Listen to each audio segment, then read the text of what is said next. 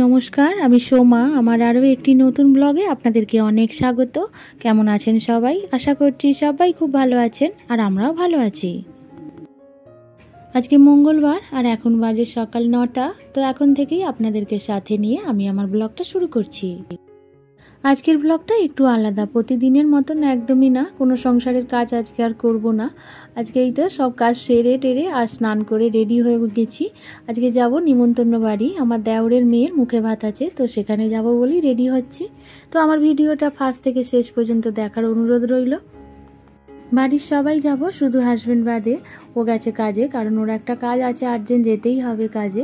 ও যাবে বলেছিল, কিন্তু হঠাৎ করেই ওখান থেকে ফোন আসে কাজের জায়গা থেকে, তো যেতে হলো। তো ও আর আমাদের সঙ্গে যেতে পারলো না। লাস্টে আমরা 4 জনই যাচ্ছি, মানে আমি, ছেলে মেয়ে আর শাশুড়ি মা। এরই মধ্যে সকাল থেকে অনেকবার আমার জায়ের ফোনও হয়ে গেছে, আর বারবারই বলছে যে তুমি কখন আসবে, এতটা বেলা হয়ে গেল, তুমি এখনও বেরোনি বাড়ি থেকে। তো সংসারের কাজগুলো সারতে সারতে একটু দেরি হয়, তাই না? তারপরে সব কিছু গুছিয়ে রেডি হওয়াটা আর তারপরেই বেরোনো। আর এদিকে তো চারিদিক পুরো লন্ডভন্ড করেই যাচ্ছি, আর গোছানো সেইভাবে হলো না।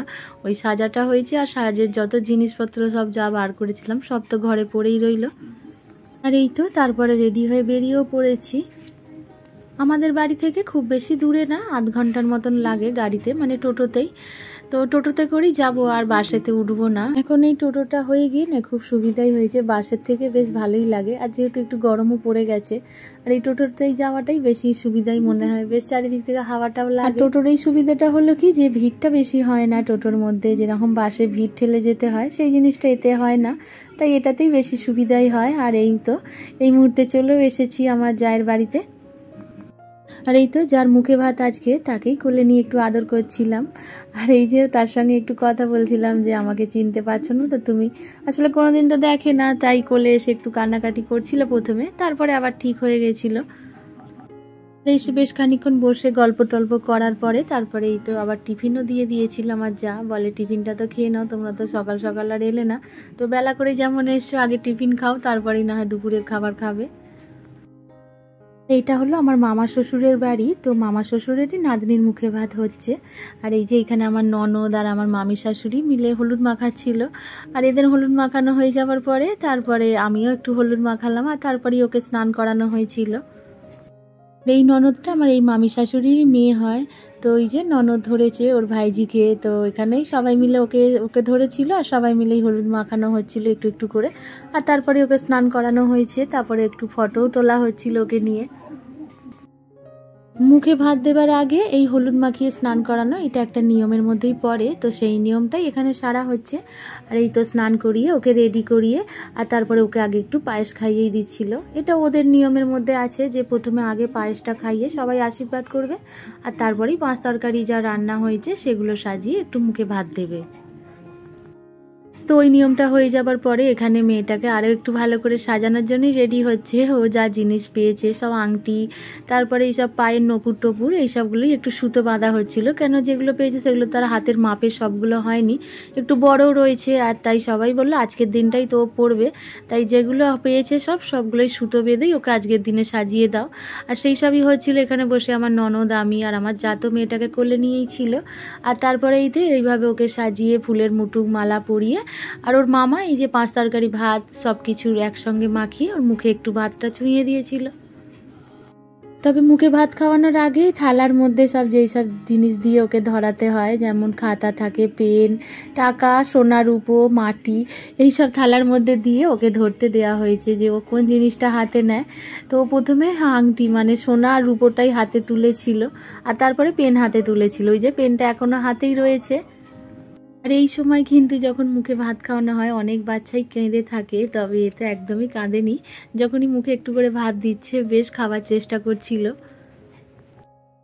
আর ওদিকে মুখে ভাতের পর্বটা শেষ হয়ে যাওয়ার পরেই তারপরে আমরাও চলে এসেছিলাম খেতে, কেন বেশ এখন অনেকটাই বেলা হয়ে গেছিল, আর তাই জন্য দুপুরের খাওয়াটাই সেরে নিতে এলাম।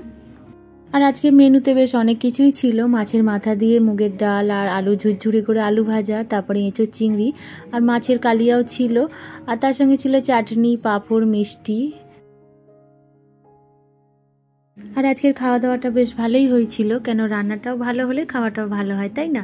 তো যাই হোক, খাওয়া দাওয়াটা সেরে তারপরে সবাই মিলে একটু বসে গল্পও করছিলাম। আর আমার এই ননদের সঙ্গে অনেক দিন বাদই দেখা হলো, কেননা ওদের বাড়িতেও আমার যাওয়া হয় না, আর ওদেরও কাজের জন্য সেইভাবে আসতেও পারে না, তাই দেখাটা খুব কমই হয়ে থাকে। আর যখন আমার এই ননদ বা জায়ের সঙ্গে দেখা হয় সেই দিনটা খুব ভালোভাবেই কাটে, খুব আনন্দের সাথেই। তো ইচ্ছাই করে না যে বাড়ি ফিরে আসতে, কিন্তু বাধ্য হয়ে এক প্রকার বাড়িও ফিরে আসতে হয়। আর অনেক দিন বাদে আপনজনের সঙ্গে দেখা হলে যেটা হয়, গল্প তো শেষই হতে চায় না, তবে সময় যেন কোথা দিয়ে শেষ হয়ে যায়, অথচ গল্প যেন মনে হলো অনেক বাকি রয়ে গেল, এখনো অনেক কথা। আর সত্যি কথা বলতে কি, আমার শ্বশুরবাড়ির প্রত্যেকটা মানুষই এত ভালো, আর সবার সঙ্গে আমার সম্পর্কটা এত ভালো একটা, মানে কারোর সঙ্গেই কোনোদিন কোনো খারাপ সম্পর্ক তৈরিও হয়নি আর খারাপ হয়ও নি। সবাই আমাকেও যেমন খুব ভালোবাসে, তো আমিও চেষ্টা করি তাদেরকে একটু ভালোবাসার। আর আজকে তো কেউ আসতে দিতেই চাইছিল না, খুবই জোর জবরদস্তি করছিল থাকার জন্য। বিশেষ করে তো আমার যা একদমই আসতেই দিচ্ছিল না, খালি বলছিল দিদি তুমি আজকের দিনটা থেকে যাও। আমার আজকের ভিডিওটি আপনাদের কেমন লাগলো অবশ্যই একটা কমেন্ট করে জানাবেন। আর আমার আজকের ভিডিও যদি কোনো কিছু ভালো লেগে থাকে তাহলে প্লিজ একটা লাইক করে দেবেন। আর আমার চ্যানেলে যদি আপনারা নতুন হয়ে থাকেন তো আপনারা চাইলেও আমার চ্যানেলটিকে সাবস্ক্রাইব করে আমার এই ছোট্ট পরিবারের একটু পাশেও থাকতে পারেন। আর যারা যারা আমার চ্যানেলটিকে সাবস্ক্রাইব করে ফেলেছেন তাদেরকে অসংখ্য ধন্যবাদ।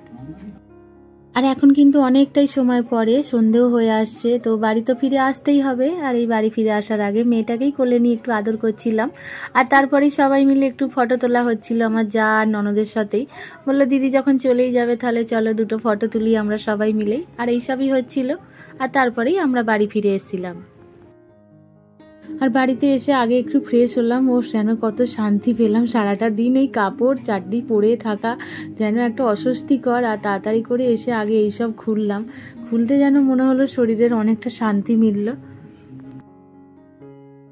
কদিন তো ঠান্ডা গরম করে কাটছিল, তারপরে মাঝখানে 2-3 দিন বেশ হালকা হালকা ঠান্ডাও ছিল, তবে আজকে যেন আবার সেই গরম গরম ভাব একটা। আর সারাদিন যা খায় রোদ্দুর ছিল, আর বেশ গরমও লাগছিল। আর এই তো সবাই মিলে এসে বসেই একটু কথা বলা বলি হচ্ছিল। আর এখানে আমার ছেলে একটা কি গেম খেলছিল, আর সেটা নিয়ে আমি খেলার চেষ্টা করছিলাম, তো আমি লাস্টে পারিনি। তো প্রথমে দিয়েছিল খেলার জন্যই, আমি বললাম দেখি তোরা সবাই এত গেম খেলিস তো আমি পারি নাকি। তো চেষ্টা করতে গিয়ে একদমই হয়নি। ছেলেটা দেখিয়ে দিচ্ছিল, কিন্তু তা সত্ত্বেও আমি পারিনি, শেষ পর্যন্ত ছেড়েই দিয়েছিলাম। তাহলে চলুন, আমার আজকের ভিডিওটি এই পর্যন্তই। আজ ভিডিওটাও আমি এখানে শেষ করে আপনাদের থেকেও বিদায় চেয়ে নিচ্ছি। আবারও দেখা হবে নতুন ব্লগে। সবাই খুব ভালো থাকবেন।